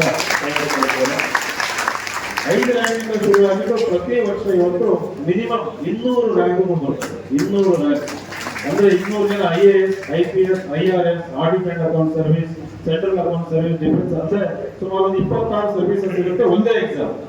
ಇದನ್ನ ಕೇಳಿಸ್ಕೊಳ್ಳಿ, ಒಂದೇ ಎಕ್ಸಾಮು. ಆ ಎಕ್ಸಾಮ್ ನಲ್ಲಿ ನೀವು ಎಷ್ಟು ರ್ಯಾಂಕ್ ತಗೊಳ್ತೀವಿ ಅನ್ನೋದ್ರ ಮೇಲೆ IAS, IPS, Indian foreign service, Indian revenue service, railway management service ಅಂತ, ಅಂದ್ರೆ ಇದೆಲ್ಲ ಆಲ್ ಇಂಡಿಯಾ ಸರ್ವಿಸ್ ಮತ್ತು ಸೆಂಟ್ರಲ್ ಸರ್ವಿಸ್ ಅಂತ 2 ಭಾಗ ಇರುತ್ತೆ. ಆಲ್ ಇಂಡಿಯಾ ಸರ್ವಿಸ್ ಅಲ್ಲಿ 3 ಸರ್ವಿಸ್ ಬರುತ್ತೆ. ಇಂಡಿಯನ್ ಅಡ್ಮಿನಿಸ್ಟ್ರೇಟಿವ್ ಸರ್ವಿಸ್, ಜಿಲ್ಲಾಧಿಕಾರಿ ನಿಮ್ಗೆಲ್ಲ ಗೊತ್ತು. IPS, Indian police service. ಆಮೇಲೆ ಇನ್ನೊಂದು ಇಂಡಿಯನ್ ಫಾರೆಸ್ಟ್ ಸರ್ವಿಸ್ ಅಂತ. ಇಂಡಿಯನ್ ಫಾರೆಸ್ಟ್ ಸರ್ವಿಸ್ ಒಂದೇ ಎಕ್ಸಾಮ್, ಪ್ರಿಲಿಮಿನರಿ ಎಕ್ಸಾಮ್, ಮೇನ್ಸ್ ಬೇರೆ ಇರ್ತದೆ. ಅದಾದ್ಮೇಲೆ ನೋಡಿದ್ದೆಲ್ಲ ಸೆಂಟ್ರಲ್ ಸರ್ವಿಸ್ ಅಂತ, ಇಂಡಿಯನ್ ಫಾರೆಸ್ಟ್ ಸರ್ವಿಸ್ ಕೂಡ ಸೆಂಟ್ರಲ್ ಸರ್ವಿಸಸ್ ಅಂತ. ಇದು ಯಾವುದೇ ಸರ್ವಿಸ್ ಅಲ್ಲಿ ನೀವೇನಾದ್ರೂ ರ್ಯಾಂಕ್ ತಗೊಂಡು ಈ ಸರ್ವಿಸ್ಗೆ ಎಂಟರ್ ಆದ್ರೆ ಕೇವಲ ನಿಮ್ಮ ಫ್ಯಾಮಿಲಿಗಲ್ಲ, ಕೇವಲ ನಿಮ್ಮ ಸಮಾಜಕ್ಕಲ್ಲ, ಕೇವಲ ರಾಜ್ಯಕ್ಕಲ್ಲ, ಇಡೀ ದೇಶ ಕಟ್ಟ ಕೆಲಸ ಮಾಡುವಷ್ಟು ನಿಮಗೆ ಒಂದು ಜವಾಬ್ದಾರಿ, ಅಧಿಕಾರ, ಅಥಾರಿಟಿ ಆ ಒಂದು ಹುದ್ದೆಯಲ್ಲಿ ಸಿಗುತ್ತೆ. ಆದ್ರೆ ನಾನು ಆಗ್ಲೇ ಹೇಳಿದೆ, ಸುಮಾರು 200 ಜನ ರ್ಯಾಂಕ್ ತಗೊಳ್ತಾರೆ. ಇಡೀ ದೇಶದ ತುಂಬಾ ಜಿಲ್ಲೆಗಳಲ್ಲಿ ಕೂಡ ಇವತ್ತು ನನ್ನ ವಿದ್ಯಾರ್ಥಿಗಳು SP-ಗಳಾಗಿದ್ದಾರೆ, ಈಗ PC-ಗಳಾಗ್ತದೆ 8 ವರ್ಷ 9 ವರ್ಷ ಆದ್ಮೇಲೆ CO-ಗಳಾಗಿದ್ದಾರೆ. ಆದ್ರೆ ನನಗೆ ಈಗಲೂ ಕೂಡ ಒಂದು ನೋವಿನ ಸಂಗತಿ, ಬೇಜಾರೇನಪ್ಪ ಅಂತಂದ್ರೆ ಹಳ್ಳಿ ಮಕ್ಕಳುಗಳು ಹೆಚ್ಚಿನ ಸಂಖ್ಯೆಯಲ್ಲಿ IAS IPS ಅಧಿಕಾರಿಗಳು ಆಗ್ತಾ ಇಲ್ಲ. ಅದರಲ್ಲೂ ಹಿಂದುಳಿದ ಜಾತಿಗಳು, ನಮ್ಮಂತ ಜಾತಿ ಇರ್ಬೋದು ಅಥವಾ SC ST ಇರ್ಬೋದು, ಈಗಲೂ ಕೂಡ ಅಧಿಕಾರಿಗಳು ಹೆಚ್ಚಿನ ಸಂಖ್ಯೆಯಲ್ಲಿ ಆಗ್ತಾ ಇಲ್ಲ. ಯಾಕೆ ನಾವೆಲ್ಲ ಅಧಿಕಾರಿಗಳು ಆಗ್ತಾ ಇಲ್ಲ? ಮೊದಲನೇದಾಗಿ ಇವತ್ತು ನಮ್ಮ ಕುರುಬ ಸಮಾಜ ಒಂದು ಉದಾಹರಣೆ ತಗೊಳ್ಳಿ. ಇವತ್ತು ಒಂದು ಪ್ರತಿಭಾ ಪುರಸ್ಕಾರ ನಡೀತಾ ಇದೆ. ನಮ್ಮಲ್ಲಿ ಹಲವಾರು ಕೊರತೆಗಳಿದೆ ನಮ್ಮ ಸಮಾಜದಲ್ಲಿ. ಮೊದಲನೇದಾಗಿ ಒಗ್ಗಟ್ಟಿನ ಕೊರತೆ, ಹೌದಾ ಇಲ್ಲ? ಪ್ರತಿ ಜಿಲ್ಲೆ, ಪ್ರತಿ ತಾಲೂಕಲ್ಲಿ ಎಲ್ಲೇ ಒಂದು ಮೊದಲನೇ ಕಂಪ್ಲೇಂಟ್ ನಮ್ಮಲ್ಲಿ ಒಗ್ಗಟ್ಟಿಲ್ಲ ಅನ್ನೋದು. ಎರಡನೇದು ಶಿಸ್ತಿನ ಕೊರತೆ, ನಮ್ಮಲ್ಲಿ ಅದು ಇಲ್ಲ ಅಂತ ನಾವೆಲ್ಲ ಒಪ್ಕೋಬೇಕಾಗುತ್ತೆ. ಮೂರನೇದು ನಮ್ಮಲ್ಲಿ ಎಲ್ಲ ಒಂದ್ ಕಡೆಗೆ ಅಭಿಮಾನ. ನಮ್ಮ ರವಿ ಸರ್ ಬಹಳ ಚೆನ್ನಾಗಿ ಹೇಳಿದ್ರು, ಯಾಕೆ ಅಭಿಮಾನ ಇರಬೇಕು, ನಮ್ಮ ಸಾಂಸ್ಕೃತಿಕ ಚರಿತ್ರೆ, ಸಾಂಸ್ಕೃತಿಕ ಹಿರಿಮೆ ಬಗ್ಗೆ ಯಾಕೆ ಪದೇ ಪದೇ ಹೇಳಬೇಕು, ಅದ್ರ ಮೇಲೆ ಎಲ್ಲೋ ನಮ್ಗೆ ಅಭಿಮಾನದ ಕೊರತೆ ಇದೆ. ನಾಲ್ಕನೇದು, ನಾವೆಲ್ಲ ಸುಸಂಸ್ಕೃತರು ಅಂತ ನಾವು ಅನ್ಕೊಂತೀವಿ, ಆದ್ರೆ ಇನ್ನೂ ಹೆಚ್ಚಿನ ರೀತಿಯಲ್ಲಿ ಸಂಸ್ಕೃತಿ ಸಂಸ್ಕಾರವನ್ನ ಬೆಳೆಸ್ಕೋ ಒಂದು ನಿಟ್ಟಿನಲ್ಲಿ ನಾವು ಕೆಲಸ ಮಾಡಬೇಕಾಗಿದೆ. ಇವೆಲ್ಲ ಆದಾಗ ನಮಗೆ ನಮ್ಮ ಮೇಲೆ ಅಭಿಮಾನ ಜಾಸ್ತಿ ಆಗ್ತದೆ. ಆದ್ರೆ ಅಭಿಮಾನ ಕೇವಲ ಸುಸಂಸ್ಕೃತರಾದ್ರೆ ಶಿಕ್ಷಣ ಸಿಕ್ಕರೆ ಸಾಧ್ಯ ಇಲ್ಲ. ನಮ್ಮ ಮೇಲೆ ನಮ್ಗೆ ಅಭಿಮಾನ ಆಗ್ಬೇಕಂದ್ರೆ ನಾವೆಲ್ಲರೂ ಶ್ರೀಮಂತರಾಗಬೇಕು. ಇದು ನಿಜ, ನಾವೆಲ್ಲ ಶ್ರೀಮಂತರಾಗಬೇಕಂದ್ರೆ ಶಿಕ್ಷಣದ ಅನಿವಾರ್ಯತೆ. ಎರಡನೇದಾಗಿ ನಮ್ಮಲ್ಲಿ ಹೆಚ್ಚಿನ ಸಂಖ್ಯೆಯಲ್ಲಿ ಅಧಿಕಾರಿಗಳು, ಅಂದ್ರೆ ಇಡೀ ಜಿಲ್ಲೆ ಅಥವಾ ಇಡೀ ಡಿಪಾರ್ಟ್ಮೆಂಟ್ ನಡೆಸುವಂತ, ಇಡೀ ಯೂನಿವರ್ಸಿಟಿ ನಡೆಸುವಂತ ಹೆಚ್ಚಿನ ಸಂಖ್ಯೆಯಲ್ಲಿ ಅಧಿಕಾರಿಗಳು ಬರಬೇಕು. ಇವರು ನಮ್ಮವರು ಇಂಥ ಕಡೆ ಇದ್ದಾರೆ ಅಂತ ಒಂದು ಅಭಿಮಾನ. ಇವತ್ತು ನಮ್ಗೆಲ್ಲ ಅಭಿಮಾನ ಆಗಿರೋದು ಯಾರು? ಸಿದ್ದರಾಮಯ್ಯ ಸಾಹೇಬರು. ಅವರು ಹೋದ್ಮೇಲೆ ಅಂದ್ರೆ ಅಧಿಕಾರದಿಂದ ಇಳಿದ ಮೇಲೆ ಇದಾರೆ. ಹಲವಾರು ಪ್ರತಿಭೆಗಳು ನಮ್ಮ ಸಮಾಜದಲ್ಲಿ ಇದಾವೆ. ನಾವೆಲ್ಲ ಗುರುತಿಸಿ ಅವ್ರನ್ನ ಬೆಳೆಸೋ ಕೆಲಸನ ಒಗ್ಗಟ್ಟಾಗಿ ಶಿಸ್ತಿನಿಂದ ನಾವೆಲ್ಲ ಮಾಡಬೇಕು. ಅದು ಯಾವುದೇ ಊರಿನಲ್ಲಿ, ದೇಶದ ಯಾವುದೇ ಊರಿನಲ್ಲಿ, ಯಾವುದೇ ಹಳ್ಳಿನಲ್ಲಿರಲಿ ಅವ್ರನ್ನ ಗುರುತಿಸ್ಬೇಕು ನಾವು. ಇವತ್ತು ಆ ಒಂದು ಕೆಲಸ ಆಗ್ಬೇಕಂತಂದ್ರೆ ಈ ರೀತಿ ಪ್ರತಿಭಾ ಪುರಸ್ಕಾರ ಬಹಳ ಮಹತ್ವ ಪಡೀತದೆ. ದಯವಿಟ್ಟು ಆಯೋಜಕರು ತುಂಬಾ ಚೆನ್ನಾಗಿ ನಡೆಸಿದ್ದೀರಿ. ನನ್ನ ಬಹಳ ಕಿರಿಯ ಮಾತ್ರ ಒಂದೇ ಒಂದು ಮಾತೇನಂದ್ರೆ, ಇಂಥ ಫಂಕ್ಷನ್ ನಲ್ಲಿ ಸ್ಟೂಡೆಂಟ್ಗಳು ಕೇಂದ್ರ ಬಿಂದು ಅಂತ ಹೇಳ್ತೀವಿ, ಆದ್ರೆ ಎಲ್ಲೋ ಒಂದ್ ಕಡೆ ಅವಾಗ ಕೊನೆಗೆ ಇಡ್ತೀವಿ ನಾವು. ಇಂಥ ಪಕ್ಷದಲ್ಲಿ ಕೇಂದ್ರ ಬಿಂದುಗಳಾದ್ಮೇಲೆ ಮೊದಲು ಅವರಿಗೆ ಆದ್ಯತೆ ಕೊಡಬೇಕು, ಅವ್ರ ಬಗ್ಗೆನೇ ನಾವು ಜಾಸ್ತಿ ಮಾತಾಡ್ಬೇಕಾಗುತ್ತೆ, ಸ್ಟೂಡೆಂಟ್ಗಳ ಬಗ್ಗೆ ಜಾಸ್ತಿ ಮಾತಾಡಬೇಕು. ಇವತ್ತು ನಿಮ್ಗೆಲ್ಲ ಅನೇಕ ಆಸೆ ಆಕಾಂಕ್ಷೆ ಇರುತ್ತೆ, ಕನಸು ಇರ್ತದೆ. ಸ್ಟೂಡೆಂಟ್ ನಿಮ್ಗೆಲ್ಲ ಬಂದಿರೋರಿಗೆ, SSLC PUC ಮಾಡೋರಿಗೆ ನನ್ನ ಅನುಭವದ ಮೇಲೆ ದೇಶದ IIT ಸ್ಟೂಡೆಂಟ್ಸ್, ನನ್ನ ಸ್ಟೂಡೆಂಟ್ಸ್, ಪ್ರತಿಷ್ಠಿತ ಏಮ್ಸ್ ಅಲ್ಲಿ ಓದಿ ಬಂದಿರೋರು ಕೂಡ ನನ್ನ ವಿದ್ಯಾರ್ಥಿಗಳು. ಈಗ ಭಾರತ ದೇಶದ ಯಾವುದೇ ಒಂದು ಯೂನಿವರ್ಸಿಟಿ ತಗೊಳ್ಳಿ, ಅತ್ಯುನ್ನತ ಉತ್ಕೃಷ್ಟ ಯೂನಿವರ್ಸಿಟಿ ಇರ್ಬೋದು, IIT ಇರ್ಬೋದು, IIM ಇರ್ಬೋದು, ಅವರೆಲ್ಲರೂ ಕೂಡ IAS ಮಾಡಬೇಕು ಅಂತಂದಾಗ ನಮ್ಮ ಸಂಸ್ಥೆ ಆಯ್ಕೆ ಮಾಡ್ಕೊಳ್ತಾರೆ. ದೇಶದ ಟಾಪ್ 3 ಇನ್ಸ್ಟಿಟ್ಯೂಷನ್ ಅಲ್ಲಿ ಇವತ್ತು ಇನ್ಸೈಟ್ಸ್ IAS ನಮ್ಮ ಸಂಸ್ಥೆ ಬೆಳೆದಿದೆ. ಜಮ್ಮು ಕಾಶ್ಮೀರದ ಶ್ರೀನಗರದಲ್ಲೂ ಬ್ರಾಂಚ್ ಇದೆ, ಡೆಲ್ಲಿದಲ್ಲೂ ಇದೆ, ಲಕ್ನೋ ಇದೆ, ಎಲ್ಲ ಕಡೆ ಇದೆ. ಸೊ ಸಾವಿರಾರು ವಿದ್ಯಾರ್ಥಿಗಳ ಜೊತೆ ನಾವು ಸಂವಾದ ಮಾಡಿ ಅರ್ಥ ಮಾಡ್ಕೊಳ್ಳೋದು ಏನಂತಂದ್ರೆ, ನಾವು ತೆಗೆದುಕೊಳ್ಳುವ ನಿರ್ಧಾರ, ನಾವು ಮಾಡುವ ಆಯ್ಕೆಗಳು, ನಾವು ಅಧಿಕಾರಿಗಳು ಆಗ್ತೀವೋ ರಾಜಕೀಯ ನಾಯಕರಾಗ್ತೀವೋ ಅನ್ನೋದನ್ನ ನಿರ್ಧಾರ ಮಾಡೋದು. ಮೊದಲನೇದಾಗಿ ದೊಡ್ಡ ಕೆಲಸ ಮಾಡಬೇಕು, ಮಹತ್ವಾಕಾಂಕ್ಷೆ ಅನ್ನೋದು ಇರಬೇಕು. ಆ ಮಹತ್ವಾಕಾಂಕ್ಷೆ ಕೇವಲ ಕನಸು ಕಾಣೋದಲ್ಲ, ಆ ಕನಸಿಗೆ ಪೂರಕವಾಗಿ ನಮ್ಮ ವ್ಯಕ್ತಿತ್ವನ ನಾವು ಬೆಳೆಸ್ಕೋಬೇಕು. ನಮ್ಮ ವ್ಯಕ್ತಿತ್ವ ಬೆಳೆಸ್ಕೋಬೇಕು ಅಂದ್ರೆ ನಮ್ಮ ಆಲೋಚನಾ ಶಕ್ತಿ. ನಾವು ಜ್ಞಾನ ಸಂಪಾದನೆ ಮಾಡ್ತೀವಿ, ಆದ್ರೆ ಥಿಂಕಿಂಗ್ ಪವರ್, ಆಲೋಚನಾ ಶಕ್ತಿನ ನಾವು ಬೆಳೆಸ್ಕೊಳ್ಳಲ್ಲ. ಥಿಂಕಿಂಗ್ ಪವರ್ ಅಂತ ಬಂದಾಗ 2 ರೀತಿ ಥಿಂಕಿಂಗ್, ಹಲವಾರು ರೀತಿ ಥಿಂಕಿಂಗ್ ಇದಾವೆ. ಆದ್ರೆ ಒಂದು ಕ್ರಿಟಿಕಲ್ ಥಿಂಕಿಂಗ್ ಅಂತ ಬರುತ್ತೆ, ಇನ್ನೊಂದು ಅನಾಲಿಟಿಕಲ್ ಥಿಂಕಿಂಗ್ ಅಂತ. ಕ್ರಿಟಿಕಲ್ ಅಂದ್ರೆ ವಿಮರ್ಶನಾತ್ಮಕವಾಗಿ ಯೋಚನೆ ಮಾಡೋದು, ಎರಡನೇದು ವಿಶ್ಲೇಷಣಾತ್ಮಕವಾಗಿ ಯೋಚನೆ ಮಾಡೋದು. ನಮ್ಮ ವಿದ್ಯಾರ್ಥಿಗಳಲ್ಲಿ ಇವತ್ತು ಯಾವ ರೀತಿ ಟೆಕ್ಸ್ಟ್ ಬುಕ್ ಆಗಬೇಕು ಅಂತ ಎಜುಕೇಶನ್ ಸಿಸ್ಟಮ್ ಇದೆ ಅಂದ್ರೆ ಪ್ರೆಡಿಕ್ಟಬಲ್ ಅಂದ್ರೆ ಎಕ್ಸ್ಪೆಕ್ಟೆಡ್ ರೀತಿನಲ್ಲಿ ಇರುತ್ತೆ ಎಜುಕೇಶನ್. ನಾವು ಓದಿದ ಎಕ್ಸಾಮ್ ಅಲ್ಲಿ ಬರುತ್ತೆ ಅನ್ನೋ ಕಾನ್ಫಿಡೆನ್ಸ್. ನಾವು ಓದಿದ ಎಕ್ಸಾಮ್ ನಲ್ಲಿ ಬರಲಿಲ್ಲ ಅಂತಂದ್ರೆ ನಾವೇನಾಗ್ತೀವಿ, ಧೃತಿಗೆಡ್ತೀವಿ, ಇನ್ಸೆಕ್ಯೂರ್ ಆಗ್ತೀವಿ, ಆಂಗ್ಸೈಟಿ ಬರುತ್ತೆ. ಅಂದ್ರೆ ನಾವು ಓದಿರೋ ಎಕ್ಸಾಮ್ ಅಲ್ಲಿ ಬರಲಿಲ್ಲ ಅಂತಂದ್ರೆ ಅದನ್ನ ಫೇಸ್ ಮಾಡೋ ಶಕ್ತಿ ಯಾರು ಬೆಳೆಸ್ಕೊಂತಾರೋ ಅವರಿಗೆ ಇವತ್ತು ಭವಿಷ್ಯ ಇರ್ತದೆ. ಅಂದ್ರೆ ಅನ್ಸರ್ಟೈನಿಟಿನ ಯಾರು ಫೇಸ್ ಮಾಡ್ತಾರೆ, ಅನಿಶ್ಚಿತತೆ ಅಂತ ಅದು ಬರಬೇಕು ಅಂತಂದ್ರೆ ವಿಮರ್ಶಾತ್ಮಕ ಯೋಚನೆ ಹಾಗೂ critical thinking, analytical thinking and creative thinking ಅಂತ. ಕ್ರಿಯೇಟಿವ್ ಅಂತ ಸೃಜನಾತ್ಮಕವಾಗಿ ಯೋಚನೆ ಮಾಡೋದು ಬೆಳೆಸ್ಕೋಬೇಕು. ಇದು ಬರೋದು ಡೈಲಿ ನ್ಯೂಸ್ ಪೇಪರ್ ಓದೋದ್ರಿಂದ. ಎಷ್ಟು ಜನ ಇಲ್ಲಿ ಡೈಲಿ ನ್ಯೂಸ್ ಪೇಪರ್ ಓದಿದ್ದೀರಪ್ಪ ಇಲ್ಲಿ? ಅಂದ್ರೆ ವಿದ್ಯಾರ್ಥಿಗಳು ಕೇಳ್ತಾರೆ, ದೊಡ್ಡವರು ಓದ್ತಾರೆ, ರಾಜಕೀಯ ಸುದ್ದಿ ಅದು ಇದನ್ನೆಲ್ಲ ಓದ್ತಾರೆ. ಮಕ್ಕಳು ನೀವು 5-6ನೇ ಕ್ಲಾಸಿಂದ ನೀವು 10-12ನೇ ಕ್ಲಾಸ್ ಅಲ್ಲಿ ಇದ್ದೀರಿ, ದಯವಿಟ್ಟು ಪ್ರತಿದಿನ 1 ಗಂಟೆ ಒಂದು ಕನ್ನಡ ನ್ಯೂಸ್ ಪೇಪರ್, ಒಂದು ಇಂಗ್ಲಿಷ್ ನ್ಯೂಸ್ ಪೇಪರ್ ನೀವು ಈಗಲಿಂದಲೇ ಶುರು ಮಾಡಿ ಒಂದು 4 to 5 years ರೆಗ್ಯುಲರ್ ಆಗಿ ಕನ್ನಡ ಮತ್ತು ಇಂಗ್ಲಿಷ್ ನ್ಯೂಸ್ ಪೇಪರ್ ಓದಿದ್ರೆ ಕೋಚಿಂಗ್ ಇಲ್ಲದಕ್ಕೆ ಕೇವಲ ಮಾರ್ಗದರ್ಶನ ಕೊಟ್ಟು ನಂದಿನಿ KR ನಿಮ್ದು ಕೂಡ ನಾನು IAS ಮಾಡಿಸ್ತೇನೆ. ಬರೀ 5 ವರ್ಷ ನ್ಯೂಸ್ ಪೇಪರ್ ನಾನು ಇದನ್ನು ಬಹಳ ಕಾನ್ಫಿಡೆಂಟ್ ಆಗಿ ಹೇಳ್ತಾ ಇದ್ದೀನಿ. 5 ವರ್ಷ ನೀವೇನಾದ್ರೂ ನ್ಯೂಸ್ ಪೇಪರ್ ಓದಿ ನಿಮ್ಮ ಆಲೋಚನಾ ಶಕ್ತಿನ ಬೆಳೆಸ್ಕೊಂಡು ನಿಮಗೆ ಅನೇಕ ವಿಷಯಗಳ ಗ್ರಹಿಕಾ ಶಕ್ತಿ ಇರ್ಬೋದು ಮತ್ತು ಈ ಆಗು ಹೋಗುಗಳು ಪ್ರಪಂಚದ ಹಾಗೂ ಭಾರತದ ವಿದ್ಯಮಾನಗಳು ಅದ್ರ ಬಗ್ಗೆ ಒಂದು ಬೇಸಿಕ್ ಅವೇರ್ನೆಸ್ ಇತ್ತು ಅಂತಂದ್ರೆ ನಿಮಗೆ ಕೋಚಿಂಗ್ ಬೇಕಾಗಲ್ಲ, ನಿಮಗೆ ಒಂದು ಮಾರ್ಗದರ್ಶನ, ಗೈಡೆನ್ಸ್, ಮೆಂಟರ್ಶಿಪ್ ಬೇಕಾಗಿರುತ್ತೆ. ಎರಡನೇದು, ನೀವು ಕೂಡ ಬೇರೆ ಬೇರೆ ಪುಸ್ತಕವನ್ನು ಅಭಿರುಚಿ ಬೆಳೆಸ್ಬೋದು. ಆ ಅಭಿರುಚಿ ಮಕ್ಕಳಿಗೆ ತಂತಾನೆ ಬರಲ್ಲ. ಒಂದು ಶಾಲೆಯಲ್ಲಿ ಆ ರೀತಿ ಟೀಚರ್ಸ್ ಇರಬೇಕು, ಅವರು ಓದೋರಾಗಿರ್ಬೇಕು, ನೀನು ಓದೋ ಅಂತ ಹೇಳೋ ಟೀಚರ್ಸ್ ಇರಬೇಕು. ಎರಡನೇದು, ಶಾಲೆಯಲ್ಲಿ ಲೈಬ್ರರಿ ಇರಬೇಕು. ಆ ಲೈಬ್ರರಿ ಯಾವಾಗಲೂ ಓಪನ್ ಇರಬೇಕು. ನೀವು ಹೋಗಿ ಯಾವ್ದಾದ್ರು ಬುಕ್ ತಗೊಂಡು ಓದಿ ಅನ್ನೋ ಒಂದು ಮುಕ್ತ ವಾತಾವರಣ, ಫ್ರೀಡಮ್ ಇರಬೇಕು. ಮೂರನೇದು, ಅವ್ರ ಅಪ್ಪ ಅಮ್ಮಂದ್ರು ಅನಕ್ಷರಸ್ಥರು ಆದ್ರೂ ಕೂಡ ನೀನು ಓದು ಅಂತ ಹೇಳೋರಾಗಿರ್ಬೋದು ಮಕ್ಕಳಿಗೆ. ಎಲ್ಲಾದ್ರೂ ಹೊರಗೆ ಹೋದ್ರೆ ನಮ್ಮ ನಿರಂಜನಾನಂದಪುರಿ ಸ್ವಾಮೀಜಿಗಳು ಒಂದು ಹೇಳ್ತಾ ಇರ್ತಾರೆ, ನಮ್ಮ ಕುರುಬರ ಬಗ್ಗೆ ಮಟನ್ ತಗೊಂಡ್ಬರ್ತಾರೆ, ಮಟನ್ ತಗೊಂಡ್ಬರೋದು ನಿಲ್ಲಿಸಿ ಅಂತ ಹೇಳ್ತಾರೆ. ನಾವೆಲ್ಲ ಹೋದಾಗ ಅದು ಶಿಕ್ಷಣಕ್ಕಾಗಿ ಅಂತಂದು ಬಹಳ ಅದ್ಭುತವಾಗಿ ಎಲ್ಲಾ ಭಾಷಣದಲ್ಲೂ ಹೇಳ್ತಾರೆ.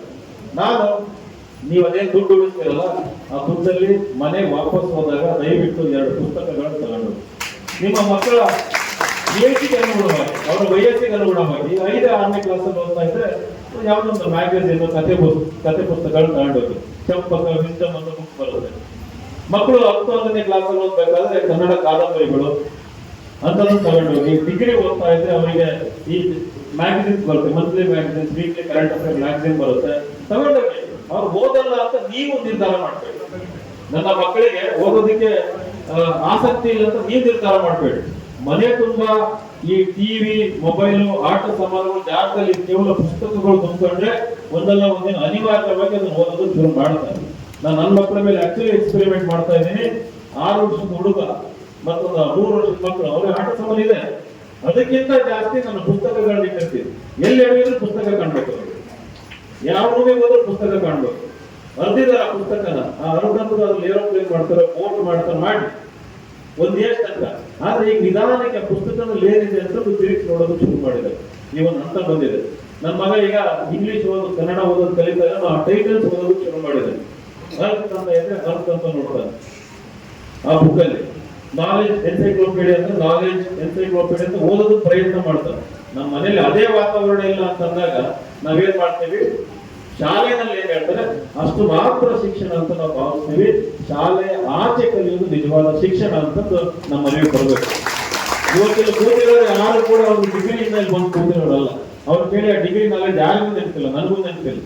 ಡಿಗ್ರಿ ಓದಿರೋದು ಯಾರಿಗೂ ನೆನಪಿಲ್ಲ ನನಗೆ. ಆದ್ರೆ ಏನಾದ್ರು ಚಿಕ್ಕ ಪುಟ್ಟ ನಾವೇನಾದ್ರು ಯಶಸ್ವಿ ಆಗಿದ್ರೆ ನಾವು ಶಾಲೆಯ ಹೊರಗೆ, ಕ್ಲಾಸ್ ರೂಮ್ ಹೊರಗೆ ನಾವೇನು ಆಕ್ಟಿವಿಟೀಸ್ ಅಲ್ಲಿ ಪಾರ್ಟಿಸಿಪೇಟ್ ಮಾಡಿದ್ವಿ, ಎಲ್ಲರೂ ಕೂಡ ಸ್ಪೋರ್ಟ್ಸ್ ಅಲ್ಲಿ ಭಾಗವಹಿಸಿ ಪುಸ್ತಕ ಓದಿ, ಆವಾಗ ಒಂದು ಧೈರ್ಯ ಬರ್ತದೆ. ಇದು ನಾವು ಎನ್ಕರೇಜ್ ಮಾಡ್ಬೇಕು. 4ನೇದು, ಮಕ್ಕಳು PUC ಓದಿದ್ಮೇಲೆ ಅಥವಾ SSLC ಓದಿದ್ಮೇಲೆ ಅವರನ್ನ ಬಹಳ ಪ್ರೀತಿಯಿಂದ ನಿಮ್ಮ ಮನೆ ಒಳಗೆ ಕೂಡಿಡಬೇಡಿ, ನಮ್ಮೂರಲ್ಲೇ ಇರ್ಬೇಕಂತ ಅವ್ರನ್ನ ಬಹಳ ಅಪ್ಕೊಂಡಿರ್ಬೇಡಿ ಅಂತ. ನಿಮ್ಮ ಮಗಳೇನಾದ್ರು PUC ನಲ್ಲಿ 95% ತಗೊಂಡು ಬೆಂಗಳೂರಲ್ಲಿ ಯಾವ್ದು ಎಂಜಿನಿಯರಿಂಗ್ ಮೆಡಿಕಲ್ ಸೀಟ್ ಏನಾದ್ರು ಬಿಡಿಸಿದ್ರೆ, ಇಲ್ಲ ಕೊಪ್ಪಳದಲ್ಲೇ ಮೆಡಿಕಲ್ ಕಾಲೇಜ್ ಇದೆ, ಕೊಪ್ಪಳದಲ್ಲಿ ಎಂಜಿನಿಯರಿಂಗ್ ಕಾಲೇಜ್ ಇದೆ, ಇಲ್ಲಿ ಸೇರಿಸುವಂತ ದೊಡ್ಡ ತಪ್ಪು ಮಾಡಕ್ ಹೋಗಬೇಡಿ. ಬೆಂಗಳೂರಲ್ಲಿ ಏನಾದ್ರು ಸಿಕ್ಕಿದ್ರೆ ದಯವಿಟ್ಟು ನಿಮ್ಗೆ ಎಷ್ಟೇ ಕಷ್ಟ ಆದ್ರೂ ಪರವಾಗಿಲ್ಲ ಅವರನ್ನ ಬೆಂಗಳೂರಿಗೆ ಕಳಿಸಿ. ಕೇವಲ ಗಂಡು ಮಗು ಅಲ್ಲ, ಹೆಣ್ಣು ಮಗಳನ್ನು ಕೂಡ ಈ ಒಂದು ನಿರ್ಧಾರ ಬಹಳ ಅವರ ಜೀವನದ ದಿಕ್ಕನ್ನೇ ಬದಲಾಯಿಸ್ತದೆ. ನಾವು ಹೊರಗೆ ಹೋಗ್ಬೇಕು, ಎಕ್ಸ್ಪೋಜರ್ ಅಂತಂದು ಅಂದ್ರೆ ಹೊರ ಪ್ರಪಂಚಕ್ಕೆ ನಮ್ಮ ನಾವು ತೊಡಸ್ಕೊಂಡಾಗ ಅಲ್ಲಿ ನೂರಾರು ಎಕ್ಸ್ಪೀರಿಯನ್ಸಸ್ ಆಗುತ್ತೆ, ನಮ್ಮ ವ್ಯಕ್ತಿತ್ವನ ಗಟ್ಟಿ ಮಾಡ್ತದೆ. ಏಳು ಬೀಳು ಇರ್ತದೆ, ನೋವು ಎಲ್ಲ ಇರ್ತದೆ. ಆದ್ರೆ ನನ್ನ ಮಗಳಲ್ಲಿ ಊಟಕ್ಕೆ ಅಡ್ಜಸ್ಟ್ ಆಗ್ತಾಳ ಇಲ್ಲ.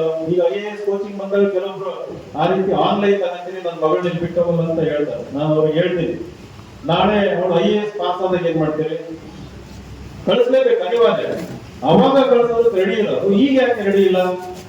ಎಲ್ಲ ಒಂದ್ ಕಡೆ ಕಾನ್ಫಿಡೆನ್ಸ್ ಇರಲ್ಲ, ಮಗಳ ಮೇಲೆ ಅಪಾರ ಪ್ರೀತಿ, ಕೆಲವರಿಗೆ ಭಯನೂ ಇರ್ತದೆ.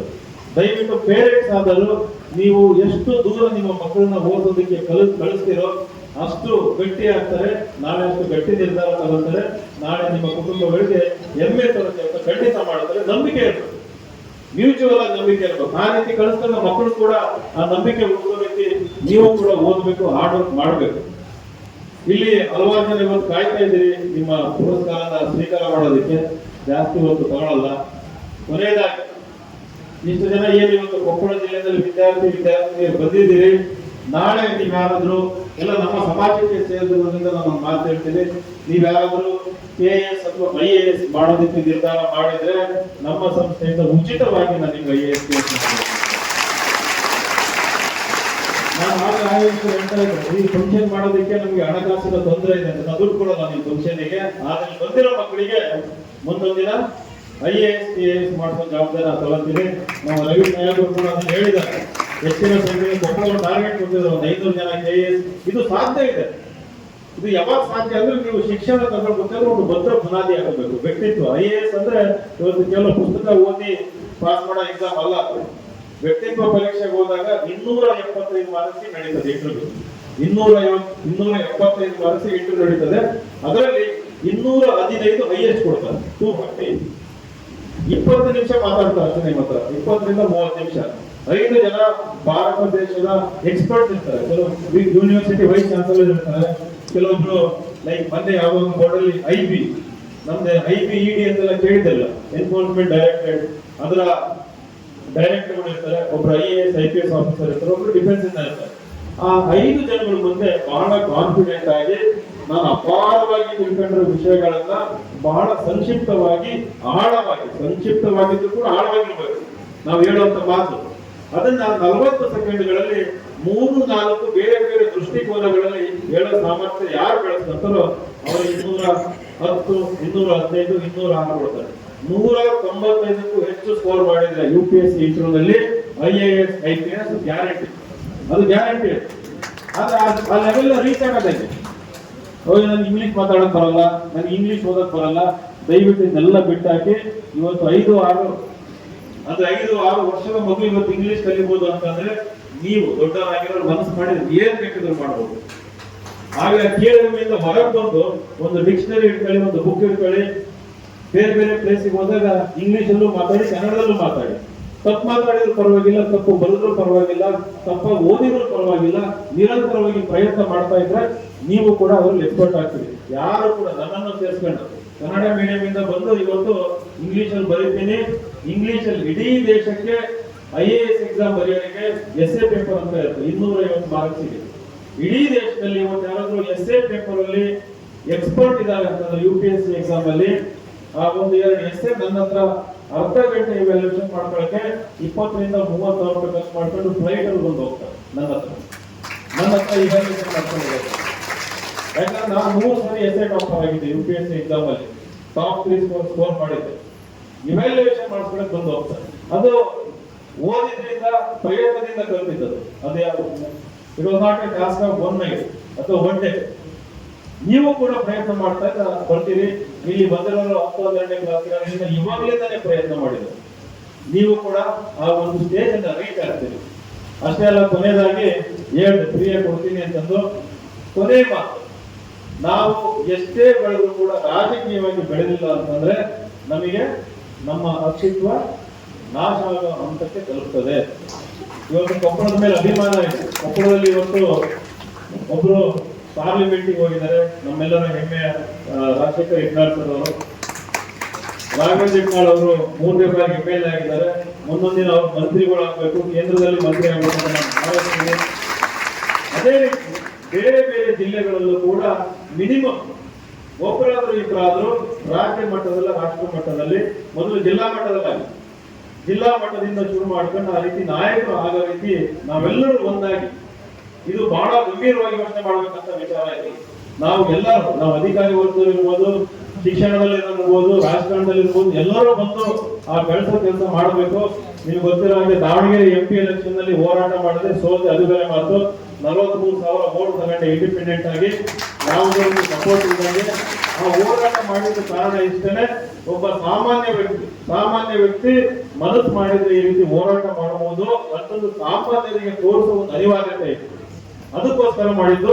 ಅದು ಮುಂದೆ ಎಲ್ಲಿ ಕಾರಣ ಗೊತ್ತೋ ಅದೆಲ್ಲ ದೊಡ್ಡವರ ಆಶೀರ್ವಾದದ ಮೇಲೆ ನಮ್ಮ ಬಸವರಾಜ ಹಿಟ್ನಾಳ್ ಸಾಹೇಬರು ಮನಸ್ಸು ಮಾಡಿದ್ರೆ ಏನ್ ಮಾಡ್ಬೋದು. ಅವ್ರ ಆಶೀರ್ವಾದದ ಮೇಲೆ ನಿಲ್ಲುತ್ತೆ ಅಂತ ಹೇಳಿ ಇವತ್ತು ವೇದಿಕೆ ಮೇಲಿರೋರಿಗೆ ಮತ್ತೊಮ್ಮೆ ನಮಸ್ಕರಿಸಿ, ಮುಂದೆ ಬಂದಿರೋರಿಗೆ ಮತ್ತೊಮ್ಮೆ ನಮಸ್ಕರಿಸಿ, ವಿದ್ಯಾರ್ಥಿಗಳಿಗೆ ಶುಭ ಹಾರೈಸ್ತಾ ಮುಂದಿನ ದಿನದಲ್ಲಿ ಕೊನೆ ಮಾತು, ಒಳ್ಳೆ ಕಾಲೇಜನ್ನು ಆಯ್ಕೆ ಮಾಡ್ಕೊಳ್ಳಿ. ನೀವು ಒಳ್ಳೆ ಕೋರ್ಸ್ ಅನ್ನು ಆಯ್ಕೆ ಮಾಡ್ಕೊಳ್ಳಿ. ಇದು ಮಾರ್ಗದರ್ಶನ PUC ನಲ್ಲಿ ಕೊಟ್ಟಿದ್ದು. ಒಳ್ಳೆ ಕಾಲೇಜನ್ನು ಆಯ್ಕೆ ಮಾಡ್ಕೊಳ್ಳಿ. ಒಳ್ಳೆ ಕಾಲೇಜಲ್ಲಿ ಶಿಸ್ತು, ವ್ಯಕ್ತಿತ್ವ ಬೆಳೆಯೋದಕ್ಕೆ, ವಿಕಸನಕ್ಕೆ ಅವಕಾಶ ಇರ್ತದೆ. ಇವತ್ತು ನನಗೆ ಮೆಡಿಕಲ್ ಸಿಕ್ಕಿದೆ ಅಂತಂದು not so good medical college ಸೇರೋದಕ್ಕಿಂತ ಒಳ್ಳೆ ಮೆಡಿಕಲ್ BA ಮಾಡಿದ್ರು ಕೂಡ ಒಳ್ಳೆ ಮೆಡಿಕಲ್ ಕಾಲೇಜ್. ಆಗಲೇ ಚಂದ್ರಶೇಖರ್ ಸರ್ ಹತ್ರ ಮಾತಾಡ್ತಾ ಇದ್ದೆ, ನೀವ್ ಯಾರಾದ್ರೂ ಹ್ಯುಮ್ಯಾನಿಟೀಸ್ ಅಲ್ಲಿ BA ಮಾಡಬೇಕು, PUC ನಲ್ಲಿ ನಂದು ಒಳ್ಳೆ ಪರ್ಸೆಂಟೇಜ್ ಬಂದಿದೆ, ನಾಳೆ IAS ಮಾಡ್ಬೇಕಂತ ಏನಾದ್ರು BA BCom ಮಾಡೋದಿದ್ರೆ ಡೆಲ್ಲಿ ಯೂನಿವರ್ಸಿಟಿನಲ್ಲಿ ಬಹಳ ಚೆನ್ನಾಗಿರೋ ಕಾಲೇಜಸ್ ಇದಾವೆ. ಡೆಲ್ಲಿ ಯೂನಿವರ್ಸಿಟಿನಲ್ಲಿ ಅಂದ್ರೆ ಡೆಲ್ಲಿಗೆ ಹೋಗೇ ಮಾಡ್ಬೇಕು. ನಗ್ಬಾರ್ದು, ಅವ್ರು ನಗ್ತಾರೆ, ನಮ್ಮ ಕಳ್ಸಲ್ಲಿ ಪಕ್ಕದ ಡೆಲ್ಲಿ ಎಲ್ಲಿಂದ ಇವತ್ತು ದುಡ್ಡಿನ ಪ್ರಾಬ್ಲಮ್ ಇಲ್ಲ. ಇವತ್ತು ಗೌರ್ಮೆಂಟ್ ಸರ್ಕಾರದಿಂದ ನಿಮಗೆ ಸ್ಕಾಲರ್ಶಿಪ್ ಸಿಗುತ್ತೆ. ಇಲ್ಲ ಅಂತಂದ್ರೆ ದಾನಿಗಳು ಇರ್ತಾರೆ. ನಾನ್ ಬೇಕಿದ್ರೆ ಹೆಲ್ಪ್ ಮಾಡಿ. ನೀವ್ ಯಾರಾದ್ರೂ PUC ಮಾಡಿ ಡೆಲ್ಲಿ ಯೂನಿವರ್ಸಿಟಿ ಹೋಗ್ತೀರಾ ಅಂದ್ರೆ ಸಂಪೂರ್ಣ ಫೀಸ್ ನಾನೇ ಕೊಡ್ತೀನಿ. ಅಲ್ಲಿ ಲೇಡಿ ಶ್ರೀರಾಮ್ ಕಾಲೇಜ್ ಅಂತ ಇದೆ, ಲೇಡಿ ಶ್ರೀರಾಮ್ ಕಾಲೇಜ್ LSR. ಇನ್ನೊಂದು Shriram college of commerce SRCC, Stephen's college ಅಂತ ಶಶಿ ತರೂರು, ನಿರ್ಮಲಾ ಸೀತಾರಾಮನ್, ಅರುಣ್ ಜೇಟ್ಲಿ ಎಲ್ಲ ಅಲ್ಲೇ ಓದಿದ್ರು. 4ನೇದು ಮಿರಂಡಾ ಹೌಸ್ ಅಂತ ಇದೆ, ಹಿಂದೂ ಕಾಲೇಜ್ ಅಂತ. ಈ ಕಾಲೇಜಲ್ಲಿ ಓದಿರೋರು ಟಾಪ್ 100 ಅಲ್ಲಿ ಏನಿಲ್ಲ ಅಂದ್ರೆ 30 ರಿಂದ 40 ಜನ IAS ಅಧಿಕಾರಿಗಳು ಇರ್ತಾರೆ. 30 ರಿಂದ 40 ಈ ಕಾಲೇಜಲ್ಲಿ ಓದಿರೋರು. ನೀವು ಯಾವ ಕಾಲೇಜಲ್ಲಿ ಓದ್ತೀರಿ ಅನ್ನೋದು ಕೂಡ ಇಂಪಾರ್ಟೆಂಟ್. ಹೀಗಾಗಿ ನಿಮಗೆ ಆ ರೀತಿ ಆಯ್ಕೆ ಇದ್ದಲ್ಲಿ, ಮನಸ್ಸಿದ್ದಲ್ಲಿ ಒಳ್ಳೆ ಕಾಲೇಜನ್ನು ಆಯ್ಕೆ ಮಾಡಿಕೊಂಡು ನೀವು ಉದ್ದಾರಾಗಿ ತಂದೆ ತಾಯಿ ಹೆಮ್ಮೆ ತನ್ನಿ, ಸಮಾಜದಲ್ಲಿ ಒಂದು ಉನ್ನತ ಸ್ಥಾನಮಾನ ನಿಮ್ಮ ಯಶಸ್ಸಿನಿಂದ ಅವರಿಗೆ ದೊರಕಿಸಿಕೊಂಡು ನಮ್ಮ ಸಮಾಜದ ಅಭಿಮಾನಕ್ಕೆ ನೀವೆಲ್ಲ ಕಾರಣರಾಗಿ ಅಂತ ಹೇಳಿ ಇಲ್ಲಿ ಕರೆಸಿ ಬಹಳ ಖುಷಿ ಆಯ್ತು. ಯಾಕಂದ್ರೆ ದಾವಣಗೆರೆ ಯಾರು ಕರೀತಾ ಇರಲಿಲ್ಲ, ಇವತ್ತು ಕೊಪ್ಪಳ ತನಕ ಕರೆಸಿ ಮಾತನಾಡೋದಕ್ಕೆ ಅವಕಾಶ ಮಾಡಿಕೊಟ್ಟಿದ್ದೀರಾ. ನಿಮ್ಗೆಲ್ಲ ಆಯೋಜಕರಿಗೆ ಧನ್ಯವಾದ ತಿಳಿಸಿ, ನಿಮ್ಗೆಲ್ಲ ಧನ್ಯವಾದ ತಿಳಿಸಿ ನಾನು ಮಾತು ಮುಗಿಸ್ತೀನಿ. ನಮಸ್ಕಾರ. ಸಮಾಜದ ಹೆಮ್ಮೆಯ ಪುತ್ರ ಇಲ್ಲಿವರೆಗೆ ತಮ್ಮನ್ನೆಲ್ಲರನ್ನು ಉದ್ದೇಶಿಸಿ ಮಾತನಾಡ್ತಾ, ಮುಂದೆ ನನಗೊಂದು ರಾಜಕೀಯ ಶಕ್ತಿಯನ್ನ ಸಾಮಾನ್ಯಕ್ಕೆ ಬಸವರಾಜ ಹಿಟ್ನಾಳ್ ಸಾಹೇಬರು ಮನಸ್ಸು ಮಾಡಿದ್ರೆ ನೀಡುತ್ತಾರಂತ ಆಶಯವನ್ನು ಹೊಂದಿದ್ದಾರೆ. ಇಲ್ಲಿರ್ತಕ್ಕಂಥ ಎಲ್ಲ ಹಾಲಿನಂತ ಮನಸ್ಸುಗಳು ಅವರಿಗೆ ಶುಭವನ್ನು ಹಾರೈಸು, ಅವರಿಗೆ ಒಳಿತಾಗಲಿ ಅಂತ ಅವರಿಗೆ ಮತ್ತೊಮ್ಮೆ ಅಭಿನಂದನೆ ಅಂತ ಈ ಸಾಂಕೇತಿಕವಾಗಿ PK ಸಾಹೇಬರು ಮಕ್ಕಳಿಗೆ 5 ಮಕ್ಕಳಿಗೆ